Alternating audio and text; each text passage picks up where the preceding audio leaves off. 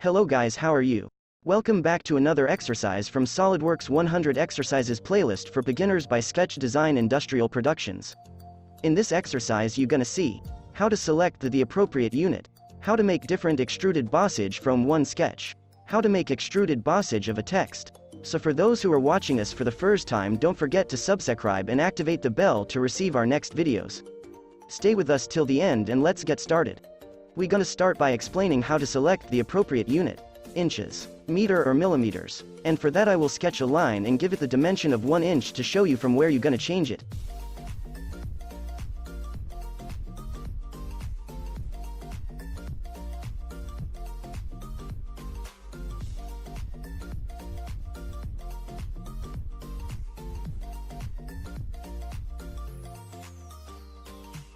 And as you can see here we have different units, just choose the one you need. And after this, let's go to our main exercise.